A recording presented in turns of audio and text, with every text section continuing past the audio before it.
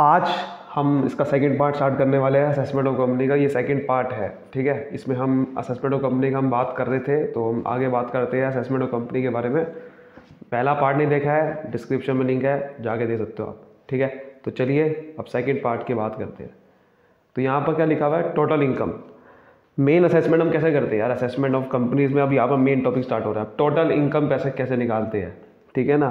Total income कैसे निकालते हैं, ये सबसे बड़ी इंपॉर्टेंट चीज़ है।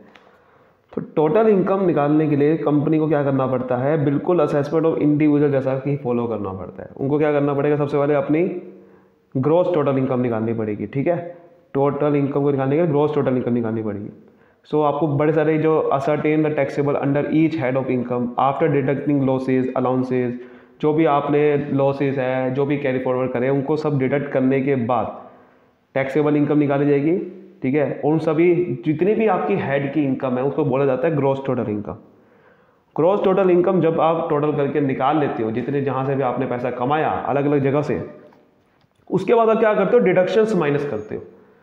डिडक्शन माइनस करते हो, डिडक्शन आपको बहुत सारी मिलती है। ध्यान रखना, इसकी डिडक्शन 80G से स्टार्ट होती है कंपनीज की, ये आपको फर्क दिखेगा। इंडिविजुअल में 80C भी ले सकते हो आप, है ना। 80CC 80D यहाँ पर नहीं मिलेगा। ध्यान रखना, 80C से लेकर कौन सी कहाँ तक, 80EE तक, ठीक है। 80EE तक आपको कोई डिडक्शन कंपनीज को नहीं मिलती है। ये बहुत बहुत इंपॉर्टेंट है। 80G से मिलना स्टार्ट होगी, 80G 80GGA 80GGB 80GGC भी है, लेकिन वो तो बेसिकली नहीं लगेगी।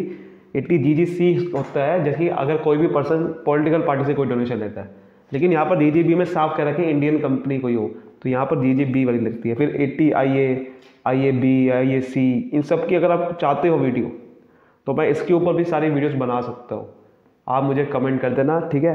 80G की तो वीडियो एक बना रखी थी, लेकिन इसके ऊपर सारी भी हम वीडियो बना सकते हैं। बहुत इंपॉर्टेंट डिडक्शन है ये। तो जब हम इसका क्वेश्चन जब हम करेंगे तो आपको पता चलेगा कि टोटल इनकम निकालना बहुत इंपॉर्टेंट है, और डिडक्शन कोई भी मिल सकती है उसमें से। फिर हम जो भी इसका माइनस करके बैलेंस आएगा वो उसको बोलेंगे टोटल इनकम। अब समझते हैं असेसमेंट ऑफ कंपनीज में। अब यहाँ पर हम असेसमेंट ऑफ कंपनीज हम क्या करेंगे, देखो जब असेसमेंट ऑफ कंपनीज हम करते हैं, कंपनी को क्या करना पड़ता है, रिटर्न फाइल करनी पड़ती है, ठीक है। जब असेसमेंट करते हैं कंपनी की, यानी कि टैक्स की लायबिलिटी हम निकालते हैं। असेसमेंट का मतलब क्या है, कंपनी की टैक्स की लायबिलिटी हम निकाल रहे हैं। तो कंपनी की जब टैक्स निकाल लेती है तो उसको फिर क्या करना, रिटर्न फाइल करनी पड़ती है अंडर सेक्शन 139 सब सेक्शन 1 में। और आपको पता है कि इसकी रिटर्न कौन से फॉर्म में फाइल करी जाती है कंपनी की, आपको पता है, ये होती है ITR 6। कंपनी जो भी रिटर्न फाइल करती है वो ITR 6 में करती है, ठीक है। तो प्रिंसिपल ऑफिसर, मैंने को बताया था, प्रिंसिपल ऑफिसर ही सब कुछ काम करता है, रिटर्न फाइल करने का, टैक्स पे करने का, कंपनी के बिहाफ में सारे, ठीक है, जो भी प्रोसीजर फॉलो करता है वही वही करता है। सो ये चीज़ है हमारे सामने। ये ड्यू डेट ना देखना, कंपनी की जो ड्यू, ये बेसिकली कंपनी की जो ड्यू डेट होती है रिटर्न फाइल करने की, वो 31 अक्टूबर है। यहाँ 30 सितंबर लिखा है ना, ये गलत है, अब बदल चुकी है, 31 अक्टूबर है ये, ठीक है। 31 अक्टूबर है, वो तो ड्यू डेट आपकी जो ऑडिट रिपोर्ट होती है फाइल करने की, वो है 30 सितंबर। रिटर्न फाइल करने की 31 अक्टूबर है। तो कुछ अब इंपॉर्टेंट पॉइंट समझ लेते हैं असेसमेंट ऑफ कंपनीज के लिए। कंपनी इनकम टैक्स के लिए लाइबल है, however small it may be, there is no exception. देखो क्या लिखा हुआ है, there is no exceptional limit. कोई एक्सेप्शनल लिमिट नहीं है कि आपकी इनकम इतनी होगी तो आपको टैक्स नहीं देना पड़ेगा, ऐसा कुछ नहीं है कंपनी के केस में, ठीक है। और in computing total income the deductions under the following are allowable from gross total income. जब हम कोई भी टोटल इनकम निकालेंगे तो डिडक्शन ये अलाउएबल है। कौन सी है वो, 80G 80GGB 80IA 80, ये सब डिडक्शन अलाउएबल है। 80G से लेकर ये 80LA से, 80U तक नहीं है, 80LA तक है, ये भी आपको ध्यान रखना है, ठीक है। जो कंपनी के रेलिवेंट है सिर्फ वही डिडक्शन लेनी है आपने। A company is assessed its in its own name, that is a company paid tax on its income as a distinct unit. क्योंकि कंपनी एक आर्टिफिशियल लीगल पर्सन बन जाता है, आपका सेपरेट लीगल एंटिटी होती है कंपनी।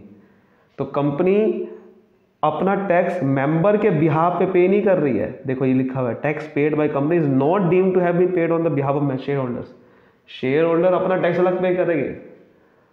कंपनी एक distinct entity बन चुकी है, कंपनी अपना टैक्स अपने लिए पे कर रही है, वो किसी के बिहाफ में, शेयर होल्डर के बिहाफ पे नहीं पे कर रही है। जैसे कि फर्म होती है, पार्टनरशिप होती है, अगर पार्टनरशिप होती है तो उसमें पार्टनरशिप चला कौन रहे हैं, पार्टनर्स। तो पार्टनरशिप को नहीं माना जाता एक अलग एंटिटी, पार्टनरशिप को एक अलग एंटिटी नहीं माना जाता, तो पार्टनर ही अपना टैक्स पे करते हैं, बट यहाँ पर माना जाता है कंपनी में। Income tax is payable on company, income tax is payable on a company total income at a flat rate. Income tax आपको पता है कि फ्लैट रेट में पे किया जाता है, यानी कि इसमें कोई इनकम टैक्स स्लैब नहीं देखी जाएगी कंपनी के केस में। इनकम टैक्स स्लैब्स होती है ना, वो यहाँ पर नहीं देखी जाने वाली। यहाँ पर एक ही फ्लैट रेट लगेगा, एक्सेप्शनल लिमिट कुछ नहीं है, ठीक है। लेकिन ये है कि डिफरेंट टाइप ऑफ कंपनी के लिए डिफरेंट रेट हो सकती है, लेकिन ये बात पक्की है कि फ्लैट रेट लगेगा।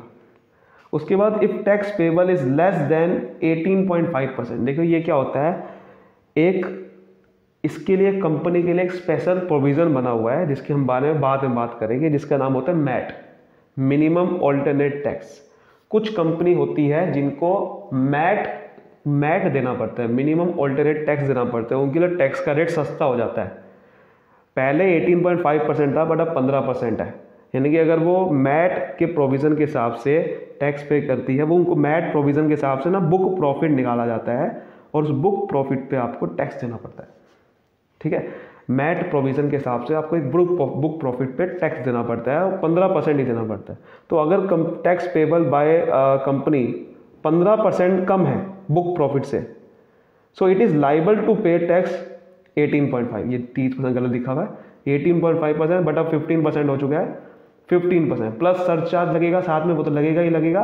और आपका अब ये ना education and secondary health education cess नहीं लगता, अब लगता है हेल्थ एंड एजुकेशन सेस, जो कि 4% हो गया है। सो उस पर सिर्फ बुक प्रॉफिट, कहने का मतलब अगर कंपनी के जो टैक्स की लायबिलिटी है वो मैट के प्रोविज़न के हिसाब से, यानी कि बुक प्रॉफिट पे जो 15% टैक्स लगता है उससे कम है, तो आपको सिर्फ 15% का टैक्स देना पड़ता है, ठीक है। सपोज करते हैं आपकी कंपनी की जो टैक्स की लायबिलिटी है वो 5 लाख आ रही है, और बुक प्रॉफिट के हिसाब से 15% निकाला तो 2.5 लाख आ रही है।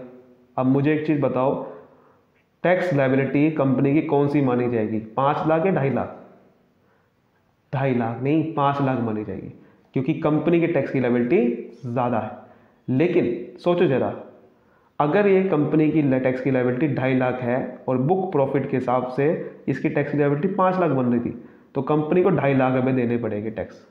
कितना देना पड़ेगा, 2.5 लाख या 5 लाख? बताओ, 2.5 लाख देना पड़ेगा या 5 लाख देना पड़ेगा? मुझे एक चीज़ बताओ, 5 लाख देना पड़ेगा, समझ लो, 5 लाख देना पड़ेगा यहाँ पर आपको टैक्स। क्यों देना पड़ेगा 5 लाख? क्योंकि यही तो सीन है, if tax payable by the company is less than, अगर कंपनी का टैक्स की लायबिलिटी वही लिखा हुआ है ना, जैसे कि 2.5 लाख है, लेस देन है 5 लाख से, तो कंपनी को किस पे लायबल है, 15% ऑफ बुक प्रॉफिट, यानी कि 5 लाख पे देना पड़ेगा। बेसिकली कंपनी, ऐसा सीन होता है कंपनी पे, ठीक है। तो टैक्स की लायबिलिटी ऐसे निकाली जाती है कि आपका जो टैक्स की लायबिलिटी है वो देखी जाएगी एक तो मैट के प्रोविज़न के हिसाब से, और दूसरा देखी जाती है आपकी एक्चुअल में ये जो जितने डिडक्शन लेके आपकी तो टैक्स की लायबिलिटी बन रही है वो कितनी है। तो बेसिकली कंपनी को कोई फ़ायदा नहीं हो रहा है कहीं पे भी, आप देखो तो यहाँ पर भी 5 लाख देने पड़ रहे हैं, यहाँ पर भी 5 लाख देने पड़ रहे हैं। क्यों? क्योंकि मेरे भाई कंपनी की जो टैक्स की लायबिलिटी है, गवर्नमेंट कह रही है कि जोन सी भी इन दोनों से ज़्यादा होगी ना, हम उसी पे टैक्स देंगे। इसलिए यहाँ लिखा हुआ है कि अगर लेस देन है तो इस पर देना पड़ेगा, और ज़्यादा है तो कंपनी को फिर वही टैक्स की लायबिलिटी जो बनी है उसी पे देना पड़ेगा। कहने का मतलब दोनों केसेस में ज़्यादा ही देना पड़ेगा ठीक है, ये चक्कर है कंपनी के लिए, कंपनी के लिए बहुत फंस चुकी है। यहाँ पर भी ज़्यादा देना पड़ेगा, यहाँ पर भी ज़्यादा देना पड़ेगा। यहाँ पर देखो लेस देन है तो ये वाला देना पड़ रहा है 5 लाख वाला, अगर ये कहते हैं मोर देन तो कंपनी को 5 लाख देने पड़ते हैं, यहाँ पर अपने वाला देना पड़ता बस। तो दिस इज द केस, तो कंपनी कहीं पे भी बच नहीं रही है। समझ आ रही बात? ये सीन है। अब हम समझते हैं कॉम्पिटिशन।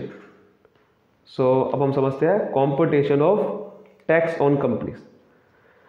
टैक्स कैसे निकाला जाता है? तो कंपनी, जैसे मैंने आपको बताया कि कंपनी अपने नाम पे ही टैक्स पे करती है, और रेट क्या है, अब रेट समझ देते हैं।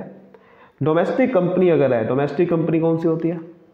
जो कि इंडियन कंपनी में, जो कि इंडियन कंपनी है, या फिर कोई भी हमारे यहाँ पर वो डिविडेंड पे कर रही है, अरेंजमेंट भी करके और पेमेंट भी यहीं पे कर रही है डिविडेंड का, वो डोमेस्टिक कंपनी हो जाती है।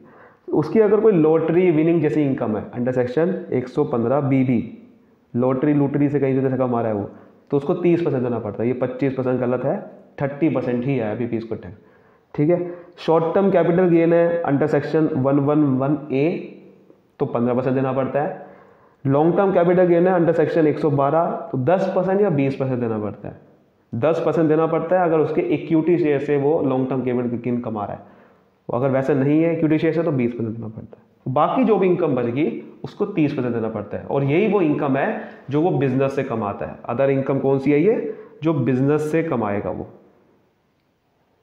ठीक है, ये बिजनेस वाली इनकम है, इस पे 30% देना पड़ता है। बट ऐसा नहीं है, ये 30% तब देना पड़ता है अगर उसकी इनकम, अगर उसकी जो ग्रॉस टर्नओवर है एक साल में वो 400 करोड़ से ऊपर है। अगर वो 400 करोड़ से ऊपर नहीं है ग्रॉस टर्नओवर उसका एक साल में, तो उसको 25% फ्लैट रेट पे उसका टैक्स लगेगा बिजनेस की इनकम पे। समझ आ गई बात? विनिंग की इनकम में 30% लगेगा, पहले विनिंग की इनकम निकालनी पड़ेगी उसकी 30%, फिर लॉन्ग टर्म कैपिटल गेन पे इनकम निकालनी पड़ेगी, फिर short term capital gain tax लगाना पड़ेगा, फिर जो बच गया उसको बिजनेस की इनकम बोलेंगे, वो उस पर टैक्स लगेगा 30% अगर 400 करोड़ से ऊपर टर्नओवर, जो जनरली नहीं होती है। तो वन जनरली में क्या होगा, उसका 25% टैक्स देना पड़ेगा। समझ आ गई यहाँ तक बात? तो चलिए शुरू करते हैं, आगे बढ़ते हैं। अब हम समझते हैं ये सरचार्ज, कंपनी में जो सरचार्ज होता है वो कैसे लगता है। देखो सरचार्ज जो लगता है हमारा कंपनी में 7% का लगता है अगर उसकी जो टोटल इनकम है वो 1 करोड़ से एक्सीड कर रही है, लेकिन 10 करोड़ से नहीं, 10 करोड़ से कम है लेकिन। और अगर उसकी इनकम 12% कब लगता है, जब उसकी 10 करोड़ से एक्सीड कर जाती है। तो 7% और 12%, ये दो टैक्स सरचार्ज लगेंगे। सरचार्ज कब लगता है? टोटल इनकम निकालने के बाद लगता है, ठीक है। सरचार्ज क्या होता है? टैक्स के ऊपर टैक्स देना।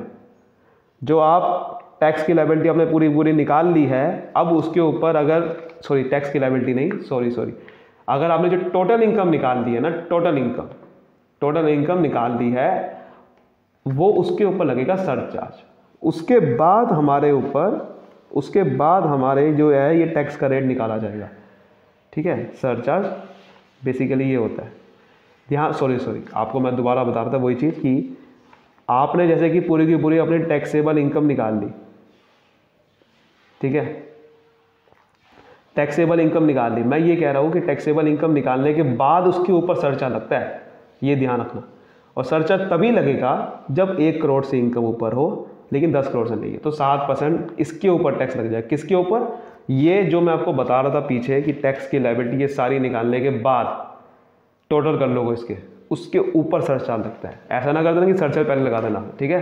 सरचार्ज होता ही इसका मतलब ये है कि टैक्स के ऊपर टैक्स लगेगा, ठीक है।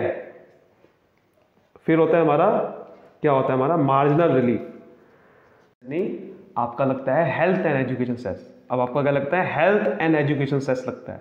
ये हट गया, अब 4% कर दिया, ठीक है। 4% लगता है, 3% नहीं लगता। तो ये सीन है आपका। अब बात करते हैं फॉरेन कंपनी। अगर कोई कंपनी डोमेस्टिक कंपनी के अलावा है, यानी कि डोमेस्टिक कंपनी के अलावा कौन सी कंपनी होती है? Foreign company. तो फॉरेन कंपनी में टैक्स कैसे लगता है? अब देखो ध्यान से, मेरी बात समझना। अगर वो इनकम रॉयल्टी से कमा रही है, income from royalty receive from government और an Indian concern in pursuance of an agreement, अगर कोई इसके बीच में एग्रीमेंट हुआ था इस तारीख से इस तारीख तक, ठीक है, 31/1961 से 1 अप्रैल 1976 तक, तो उसको 50% देना पड़ेगा टैक्स भाई साहब, 50% लगेगा, ठीक है।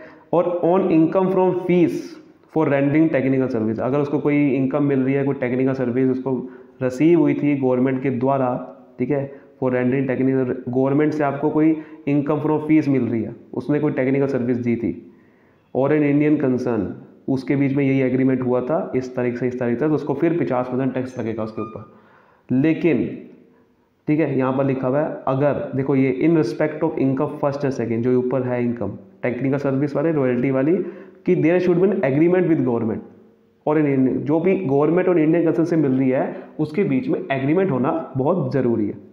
अब बाकी फिर जो भी इनकम बच गई उसके वजह से टैक्स कैसे लगेगा, वही चीज़ है। विनिंग पे 30%, short term capital gain 15%, short term long term capital gain under section 112 10% या 20%, और अदर इनकम यानी कि बिजनेस की इनकम इस पर 40% लगेगा। देखो इस पर 40% है, इस पर कोई आपकी गुंजाइश नहीं है कि 30% लग जाएगा, इतनी टर्नओवर है, इतनी टर्नओवर है ना, इसको 40% टैक्स देना पड़ेगा, थोड़ा ज़्यादा देना पड़ रहा है।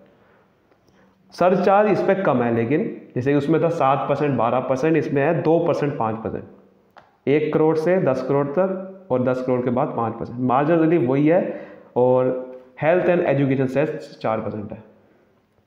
ठीक है, बात समझ में आ रही है यहाँ तक अच्छे से? मेन यही सीन था। तो आज की वीडियो के लिए इतना ही, बाकी ये कुछ भी नहीं है कि इसके ऊपर भी आपको क्वेश्चन आ जाए, तो बेसिकली आपको ही पहले एक डिडक्शन समझनी पड़ेगी उसके लिए कि tax on income of certain domestic company, कुछ डोमेस्टिक कंपनी है उन पे टैक्स 25% ही लगेगा प्लस सरचार्ज प्लस ये मिला के, अगर वो इस कंडीशन फॉलो कर लेती है। क्या है कंडीशन? जैसे कि कंपनी अगर कोई 1 मार्च 2016 के बाद फॉर्म हुई है, कंपनी मैन्युफैक्चर कोई बिजनेस कर रही है और कंपनी ने ये डिडक्शन नहीं ली। अब ये डिडक्शन आपको कैसे समझ में आएगी? ये डिडक्शन पड़ी होगी। अगर कंपनी ने ये सारी डिडक्शन नहीं ली और ये कंडीशन फुलफिल कर रही है, तो उसको सिर्फ 25% का ही टैक्स देना पड़ेगा, सिर्फ 25% का। उसकी टर्नओवर नहीं देखी जाएगी, फिर 25% टैक्स लगेगा। सिंपल सी बात है, मेन यही था। ठीक है, सो आज की वीडियो के लिए इतना ही। उम्मीद करता हूँ ये आपको समझ में आ गया होगा। ये टॉपिक ये इतना इंपॉर्टेंट नहीं है, इसलिए मैंने आपको इसलिए बताया नहीं। मेन ये था पूरा असेसमेंट ऑफ कंपनीज के लिए। तो आज हम समझे total income, assessment of companies क्या होती है, आपके क्या क्या point regarding assessment of company के लिए है। ठीक है, कंपटीशन कैसे होती है, और ये सब चीज़ें हमने समझा कि सरचार्ज कितना लगता है, ये सब चीज़ें हमने क्या रेट है। तो आज की वीडियो में हम इतना ही समझेंगे और बाकी अगली वीडियो में हम बात करेंगे। तब तक के लिए मिलते हैं, बाय बाय, थैंक यू।